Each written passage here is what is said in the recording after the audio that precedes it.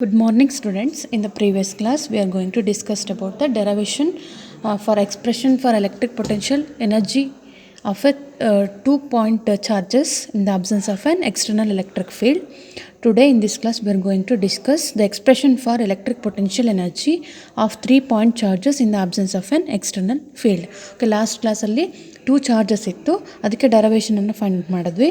Now we are taking 3-point charges. Okay, in the absence of external electric field. External ಆಗಿ ಯಾವುದೇ electric ಫೀಲ್ಡನ್ನು ಕೊಡ್ತಾ ಇರಲ್ಲ. Okay, first one ನೋಡಿ, the work done in bringing the charge Q1 from infinity to the point. ಇಲ್ಲಿ 3 charges ಇರುತ್ತೆ. Charge A, charge B, next charge C. These are at infinity. 3 ಎಲ್ಲಿದೆ ಈಗ? ಇನ್ಫಿನಿಟಿಲಿದೆ 3 ಚಾರ್ಜಸ್. ಇವನ್ನ ನಾವು ಈ ರೆಸ್ಪೆಕ್ಟಿವ್ ಪೊಸಿಷನಿಗೆ ತರಬೇಕು. ಚಾರ್ಜ್ Q1 ನಾವು ಎ ಪೊಸಿಷನಿಗೆ ತರಬೇಕು.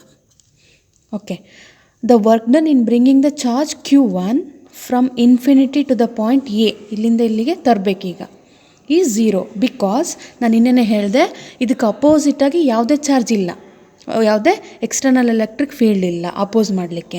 ಹೆನ್ಸ್ ಈಗ ನನ್ನ ಕ್ಲಾಸ್ ರೂಮಲ್ಲಿ ಯಾರೂ ಇಲ್ಲ. ಫಸ್ಟು ನೀವು ಬರ್ತಾಯಿದ್ರೆ ಅಂದರೆ ನಿಮಗೆ ಅಪೋಸಿಟಾಗಿ ಯಾರಿಲ್ಲ. ಹಾಗಾಗಿ ವರ್ಕ್ ಡನ್ ಏನಾಗುತ್ತೆ ಇಲ್ಲಿ 0. ಅಪೋಸಿಷನ್ ಎಲೆಕ್ಟ್ರಿಕ್ ಫೀಲ್ಡ್ ಇದ್ದರೆ ಮಾತ್ರ ನಮಗೆ ವರ್ಕ್ ಡನ್ ಸಿಗುತ್ತಾ ಹೋಗುತ್ತೆ. Therefore next second one is, ಈಗ ಚಾರ್ಜ್ ಯಾವ್ದು ತರಬೇಕು? Q2 ಚಾರ್ಜನ್ನು ತರಬೇಕು. Q2 ಚಾರ್ಜನ್ನು ಬಿ ಪೊಸಿಷನಿಗೆ ತರಬೇಕು. ಆಲ್ರೆಡಿ ಇಲ್ಲಿ ಏನಿದೆ? ಎ ಇದೆ. ಇದಕ್ಕೆ ಅಪೋಸಿಟ್ಟಾಗಿ ಈ ಬಿ ಚಾರ್ಜನ್ನು ತರಬೇಕು. Work done in bringing a charge Q2 from ಇನ್ಫಿನಿಟಿಯಿಂದ ಇಲ್ಲಿಗೆ ತರಬೇಕು, ಬಿಗೆ ತರಬೇಕು. ಯಾವುದಕ್ಕೆ ಎಗನೆಸ್ಟಾಗಿ? ಚಾರ್ಜ್ ಎಗೆ ತರಬೇಕು. ಈಗ ತೊಗೊಂಬಂದು ಇಟ್ಟರು. ಹಿಂಗೆ ಇವೆರಡರ ಮಧ್ಯೆ ಡಿಸ್ಟೆನ್ಸ್ ಎಷ್ಟು? ಇದು Q1 Q2. ದೇರ್ಫೋರ್ ಡಿಸ್ಟೆನ್ಸ್ ಅಂದ್ರೇನು? R12, distance between charge 1 and 2. ನಾವು similarly the work done in bringing the charge Q3. ಈಗ ಚಾರ್ಜ್ Q3ನ ತರಬೇಕು. ಬಟ್ ನಮಗೆ ಇದಕ್ಕೆ ಅಗೇನೆಸ್ಟಾಗಿ 2 ಚಾರ್ಜ್ ಇದೆ. ಯಾವುದು? ಒಂದು charge 1, charge 2, Q1 and Q2 ಇದೆ. ಇವೆರಡಕ್ಕೆ ಅಗೇನೆಸ್ಟಾಗಿ ತರಬೇಕು. ಹಾಗಾಗಿ ನಾವೇನು ಮಾಡ್ತಿದ್ದೀವಿ ಇಲ್ಲಿ, the amount of work done in bringing the third charge against the first charge. First ಏನು ಮಾಡಬೇಕು? Work done in bringing the third charge against the first charge plus the amount of the work done in bringing the third charge ತರಬೇಕು. ಯಾವುದಕ್ಕೆ ಎಗನೆಸ್ಟಾಗಿ? Charge 2. ಅಂದರೆ ಇದಕ್ಕೆ ಎಗನೆಸ್ಟಾಗೂ ತರಬೇಕು, ಇದಕ್ಕೆ ಎಗನೆಸ್ಟಾಗಿ. Total work ಡನ್ನನ್ನು ಇವೆರಡನ್ನೂ add ಮಾಡಬೇಕು. Therefore W13 plus W23. ಇಲ್ಲಿ common ಆಗಿ ಯಾವುದು? ಥರ್ಡ್ ಚಾರ್ಜನ್ನು ತರ್ತಿದ್ದೀವಿ. ಯಾವುದಕ್ಕೆ ಎಗನೆಸ್ಟಾಗಿ? ಫಸ್ಟ್ ಮತ್ತು ಸೆಕೆಂಡ್. ಹಾಗಾದರೆ ಟೋಟ್ಲು ಚಾರ್ಜನ್ನು ಇಲ್ಲಿ ಬರಿತಾ ಹೋಗ್ತಾರೆ ನೋಡಿ. ಇಲ್ಲಿ W12, W13 plus W23. Last ಡೆರೈವೇಷನಲ್ಲಿ ನೋಡಿದ್ವಿ. W12 ಅಂದರೆ ಏನರ್ಥ? Work done means 1/4πε0. ಇಲ್ಲಿ 1, 2 ಇದೆ. Therefore Q1 Q2 divided by distance between the 2 charges is R12. This is equation number 1.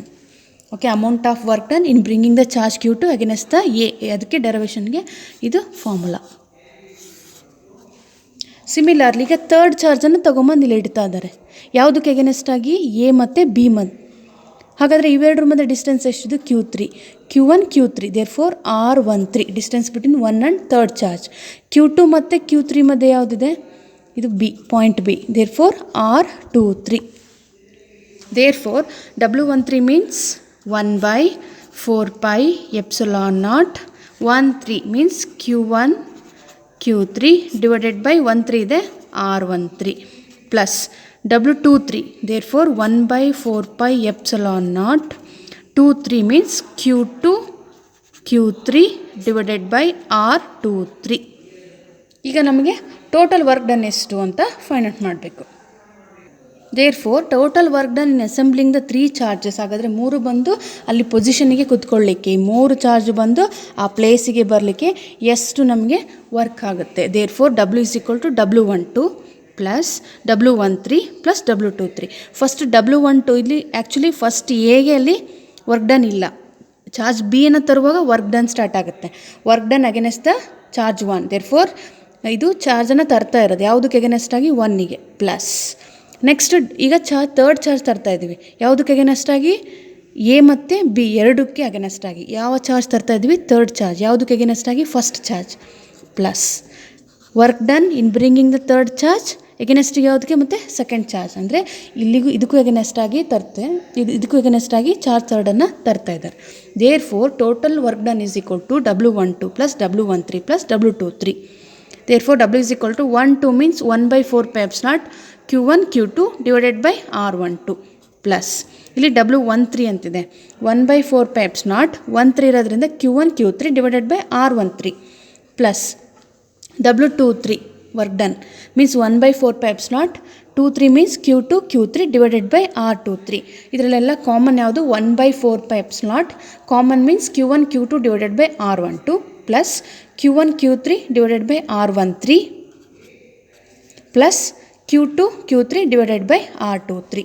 Okay, ಇದು ಕಾಮನ್ ತೆಗೆದಿದ್ದು. This work done is stored in the system as a potential energy. ಹಾಗಾದರೆ work ಡನ್ನು potential energy definition ಏನು, amount of the work done in bringing the charges from infinity to that point. ಹಾಗಾದರೆ ಈ work ಡನ್ನ ನೀವಂತೀವಿ potential energy ಅಂತ ಹೇಳ್ಬೋದು.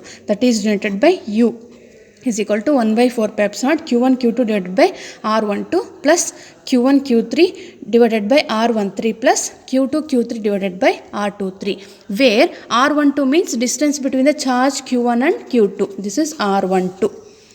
Next R13 means the distance between charge 1 and third charge. Next R23 means the distance between the charge 2 and 3. This is the distance. Finally, we are getting the potential energy of a 3-point charges. Now, the next derivation is expression for potential energy of a dipole. Dipole ಅಂದರೆ ಗೊತ್ತಿದೆ, 2 charges ಇರುತ್ತೆ, opposite charges plus ಮತ್ತು minus Q. They are separated by some distance. ಆ ಡೈಪೋಲನ್ನು ನಾವು ಎಲ್ಲಿಟ್ಟಿದ್ದೀವಿ, uniform external electric field. Last ಡೈರವೇಷನಲ್ಲಿ absence of an external ಅಂದರೆ ನಾವು ಎಕ್ಸ್ಟರ್ನಲ್ ಫೀಲ್ಡ್ ಕೊಡ್ತಾ ಇಲ್ಲ, ಬಟ್ ಈ ಕೇಸಲ್ಲಿ ಏನು ಮಾಡ್ತಿದ್ವಿ, we are going to giving the external electric field. ಒಂದು ಎಲೆಕ್ಟ್ರಿಕ್ ಫೀಲ್ಡನ್ನು ತೊಗೊಂಡಿದ್ದೀವಿ. ಯೂನಿಫಾರ್ಮ್ ಅಂದರೆ ಗೊತ್ತಿದೆ, ಡಿಸ್ಟೆನ್ಸ್ ಇಲ್ಲಿ ಸೇಮ್ ಇರುತ್ತೆ. ಇದು ಎಕ್ಸ್ಟರ್ನಲ್ ಎಲೆಕ್ಟ್ರಿಕ್ ಫೀಲ್ಡ್ ಈ ಡೈರೆಕ್ಷನಲ್ಲಿದೆ. ನಾವು ಈ ಥರ ಇಲ್ಲಿ ಒಂದು ಡೈಪೋಲ್ನ ಪ್ಲೇಸ್ ಮಾಡಿದ್ದೀನಿ, ನಾನು ಹಿಂಗೆ ಇಟ್ಟಿದ್ದೀನಿ. ಇದು ಎಕ್ಸ್ಟರ್ನಲ್ ಫೀಲ್ಡ್, ಇದು ಬ್ಲ್ಯಾಕ್ ಇದೆಲ್ಲ, ಇದು ಎಕ್ಸ್ಟರ್ನಲ್ ಫೀಲ್ಡ್. ಡೈಪೋಲನ್ನು ಈ ಥರ ಒಂದು ಆ್ಯಂಗಲ್ ಬರೋ ಥರ ಇಟ್ಟಿದ್ದೀವಿ ನೋಡಿ. ಹಾಗಾದರೆ ಆ್ಯಂಗಲ್ ಸಿಗುತ್ತಾ ನಮಗಿಲ್ಲೊಂದು?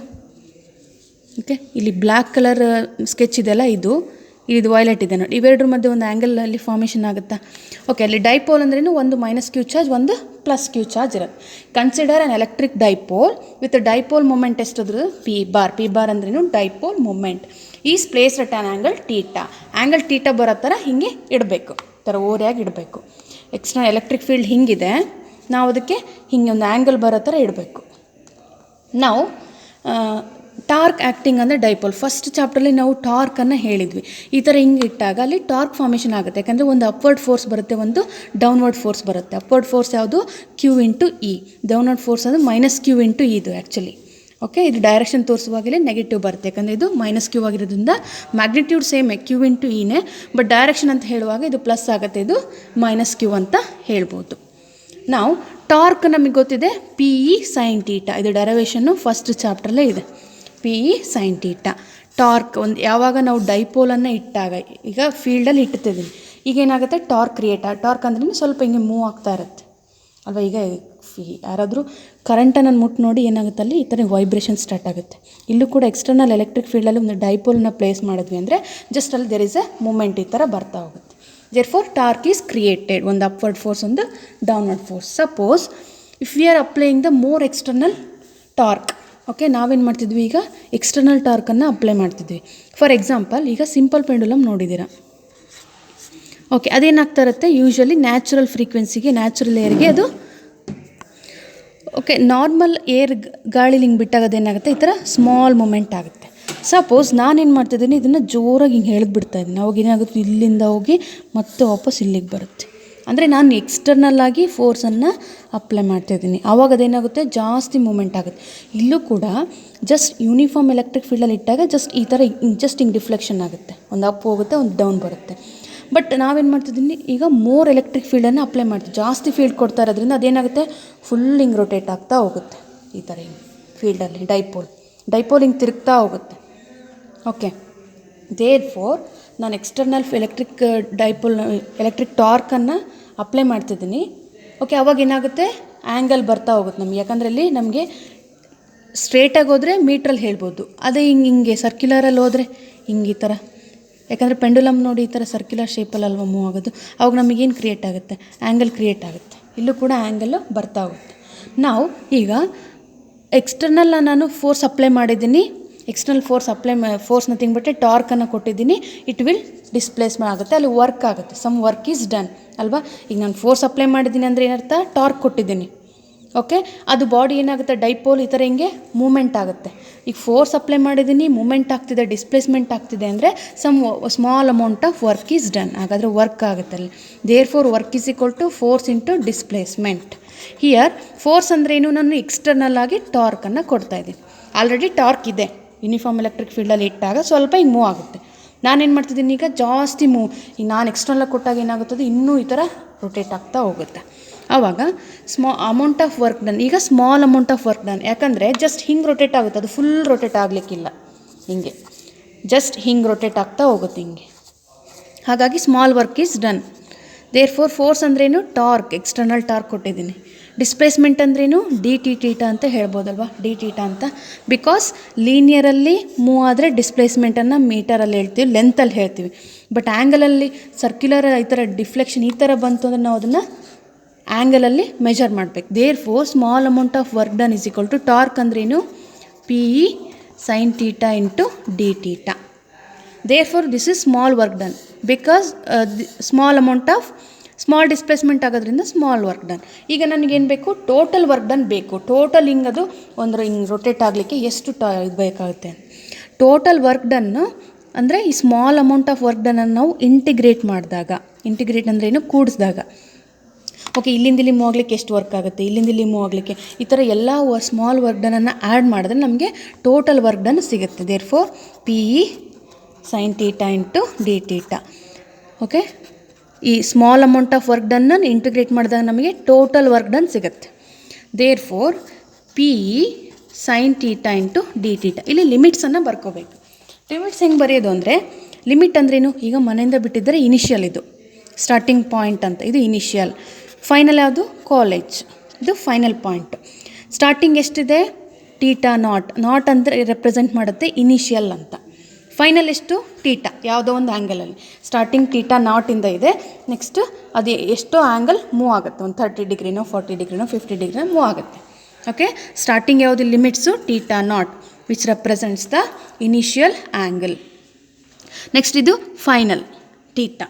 ಓಕೆ, ಇಂಟಿಗ್ರೇಷನನ್ನು ಮಾಡಿ ನೋಡಿಕೊಂಡ್ರೆ ಡಬ್ಲ್ಯೂ ಇಸ್ ಈಕ್ವಲ್ ಟು ಈ ಪಿ ಅನ್ನೋದು ಹೊರಗಡೆ ತೆಗೀರಿ, ಯಾಕಂದರೆ ಇದು ಕಾಮನ್ ಇಲ್ಲ, ಯಾಕಂದರೆ ಟೀಟಾನ ಒಂದು ಕಡೆ ಮಾಡ್ಕೊಳ್ಳಿ, ಲೈಕ್ ಟರ್ಮ್ಸನ್ನು, ಉಳಿದಿದ್ದು ಪಿ ಇ ಹೊರಗಡೆ ಬರುತ್ತೆ.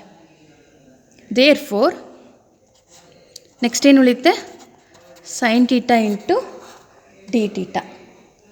ನಾವು theta not to theta.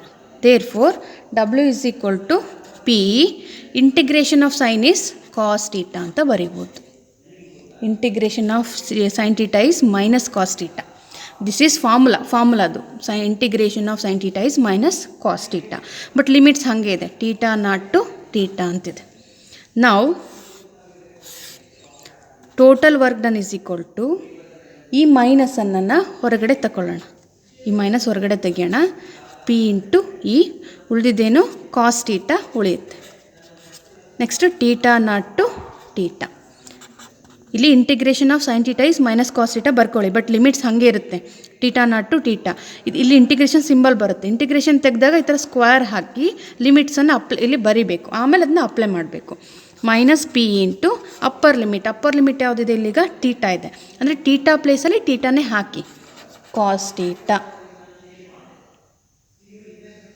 Minus lower limit is cos theta not ಅಂತ ತಗೋಬೋದು. Okay, next step is W is equal to minus P into E cos theta minus cos theta not ಬಂತಾ. Okay, if ಅವರೊಂದು condition ಕೊಡ್ತಾ ಇದ್ದಾರೆ, let us assume theta not is equal to 90 degree ಅಂತ ಅಂದ್ಕೊಂಡ್ರೆ, 90 degree ಯಾಕೆ ಬರುತ್ತೆ ಅಂತ next ಕೇಸಸಲ್ಲಿ ಹೇಳ್ತೀನಿ ನಾನು. ಟೀಟಾ ನಾಟ್ ಇನಿಷಿಯಲಿ ಎಷ್ಟು ತೊಗೊಂಡಿದ್ದಾರೆ, 90 ಡಿಗ್ರಿ, ಕಾಸ್ 90 0 ಆಗುತ್ತೆ. ದೇರ್ ಫೋರ್ ಉಳಿಯೋದೇನು, W is equal to minus P E cos theta. ಯಾಕಂದರೆ ಇದು ಕಾಸ್ 90 ಈಸ್ 0, ಥೀಟಾ ನಾಟ್ ಅಂದ್ರೇನು 0 ಅಂತ ತೊಗೊಂಡಿದ್ದಾರೆ. This work done is stored as a potential energy, that is P E cos theta minus P E cos theta. Therefore, we are getting that potential energy U is equal to minus PE cos theta. Usually, potential energy is always negative because potential energy, for example, ಈಗ ಮನೆ ಮೇಲೆ tank ಇದೆ, okay, which is at a distance ಹೈಟಲ್ಲಿದೆ ಅಲ್ವಾ. Okay, gravity is towards the earth ಕಡೆ ಇರುತ್ತೆ, but ಅದಕ್ಕೆ ಅಗೇನೆಸ್ಟಾಗಿ ನಾವಲ್ಲಿ ಟ್ಯಾಂಕಲ್ಲಿ ವಾಟರನ್ನು ಸ್ಟೋರ್ ಮಾಡಿರ್ತೀವಿ. ಓಕೆ, ಆಪೋಸಿಟ್ ಇರುತ್ತೆ. ಗ್ರಾವಿಟಿಗೆ ಅಗೇನೆಸ್ಟಾಗಿ ನಾವಲ್ಲಿ ಪೊಟೆನ್ಷಿಯಲ್ ಎನರ್ಜಿ ಅಂದರೆ ಏನು, ಸ್ಟೋರ್ಡ್ ಅಂತ, ಅಲ್ಲಿ ವಾಟರ್ ಸ್ಟೋರ್ ಆಗಿರ್ತಲ್ಲ, that is called as potential energy. Hence the potential energy is always negative. Therefore in vector form ಬರಿಬೇಕಂದ್ರೆ energy is always a scalar. Therefore U is equal to minus P dipole moment. ನೋಡಿ, ಇಲ್ಲಿ cos theta ಇರೋದ್ರಿಂದ ನಾವು dot product ಅಂತ ಬರಿಬೋದು, ಈ bar ಅಂತ ಬರಿಬೋದು. ಓಕೆ, ಡಾಟ್ ತೆಗೆದ್ವಿ ಅಂದ್ರಲ್ಲಿ ಕಾಸ್ ಥೀಟಾ ಬರ್ತಾ ಹೋಗುತ್ತೆ. Here we are having the special cases. ನಮಗೆ ಇಲ್ಲಿ ಸ್ಪೆಷಲ್ ಕೇಸಸ್ ಬರ್ತಾ ಹೋಗುತ್ತೆ. ಕೇಸ್ 1 ಏನಾಗುತ್ತೆ ನೋಡೋಣ. When dipole is parallel to the electric field. ಹಾಗಾದರೆ ಡೈಪೋಲು ಹಿಂಗಿತ್ತಲ್ವ, ಅದೇನ ಇದು ಎಲೆಕ್ಟ್ರಿಕ್ ಫೀಲ್ಡ್ ಈ ಥರ ಇತ್ತು. ಬಟ್ ಇಲ್ಲಿ ಕೇಸ್ ಏನಂದರೆ ಎಲೆಕ್ಟ್ರಿಕ್ ಫೀಲ್ಡು ಹಿಂಗಿದೆ, ಡೈಪೋಲು ಕೂಡ ಹಿಂಗಿದೆ ಅಂತ ಅಂದ್ಕೊಳ್ಳಿ. ಎರಡು ಪ್ಯಾರಲಲ್ ಇದ್ದರೆ ಥೀಟಾ ಇಸ್ ಈಕ್ವಲ್ ಟು ಏನಾಗುತ್ತಲ್ಲಿ 0 degree. If dipole and electric field, ಇದು ಡೈಪೋಲು, ಇದು electric field, both are parallel to each other. ಅವು ಪೊಟೆನ್ಷಿಯಲ್ ಎನರ್ಜಿ ಏನು ಸಿಗುತ್ತೆ ನಮಗೆ ಅಂತ ನೋಡೋಣ. Therefore U is equal to minus P E cos theta. This is a expression. Theta is equal to 0 ಆಯಿತು ಅಂದರೆ ಕಾಸ್ 0 ಈಸ್ 1 ಅಂತ, 1 into anything is okay minus P E. But this is minimum because negative ಇದೆ, ಹಾಗಾಗಿ the potential energy is minimum if the dipole and the electric field they are parallel to each other. Okay, next case 2 anta tagondre, when the electric field is in the dipole is perpendicular to the electric field hingide, dipole hingide, perpendicular ಆಗಿದೆ. Theta is equal to 90 degree ಆಗುತ್ತೆ. Therefore potential energy is equal to minus P E cos theta. U is equal to minus P E cos 90 is 0 into anything is 0. Therefore potential energy ಏನಾಗುತ್ತೆ ಅಲ್ಲಿ 0. ಅದಕ್ಕೋಸ್ಕರ ನಾವು ಡೆರವೇಷನಲ್ಲಿ theta naught is equal to 90 degree ಅಂತ ತೊಗೊಂಡ್ವಿ. Because 90 degree ಹಾಕಿದ್ರಲ್ಲಿ ಏನಾಗುತ್ತೆ 0 value ಬರುತ್ತೆ. ಅಂದರೆ ಇನಿಷಿಯಲ್ ನಮಗೇನಿರುತ್ತೆ ಯಾವಾಗಲೂ 0 ಅಂತ ತಾನೆ. ನಾವೀಗ ಸ್ಟಾರ್ಟಿಂಗ್ ಬಿಡ್ತಾ ಇದ್ವಿ ಈ ಪಾಯಿಂಟಿಂದ ಯಾವುದೋ ವೆಹಿಕಲಲ್ಲಿ, ನಿಮ್ಮ ಸ್ಪೀಡ್ ಏನಾಗಿರುತ್ತೆ ಫಸ್ಟು 0 ಆಗಿರುತ್ತೆ ಇನಿಷಿಯಲ್ ವ್ಯಾಲ್ಯೂ, ಆಮೇಲೆ ಫೈನಲ್ ವ್ಯಾಲ್ಯೂ ಥೀಟಾ ಅಂತ ತೊಗೊಂಡ್ವಿ. ಇಲ್ಲೂ ಕೂಡ the potential energy is 0 if the dipole and the electric field is perpendicular to each other. We are getting the 0 potential energy. Next third case. Okay, ಈಗ case 3 ನೋಡೋಣ. If dipole is anti parallel to the electric field. Electric field ಈ direction ಇದೆ, ಇದಕ್ಕೆ anti parallel ಅಂದ್ರೇನು opposite ಆಗಿ, this is dipole ಅಂದ್ಕೊಂಡ್ರೆ. Okay, anti parallel ಅಂದರೆ theta is equal to what 180 degree. Okay, ಈ 180 ಡಿಗ್ರಿನ ಇಕ್ವೇಷನಲ್ಲಿ ಹಾಕಿ U is equal to minus P E cos theta. U is equal to minus P E cos 180 degree. We know that the cos 180 is minus 1. Value is minus 1. Therefore, potential energy is equal to minus of minus plus PE. ಹಾಗಾದರೆ ನಮಗೆ maximum potential energy ಸಿಗುತ್ತೆ. When ಯಾವಾಗ ಅಂದರೆ when the dipole and the electric field they are opposite, means anti parallel to each other. Okay, this completes the derivation for potential energy of a dipole in a uniform external electric field.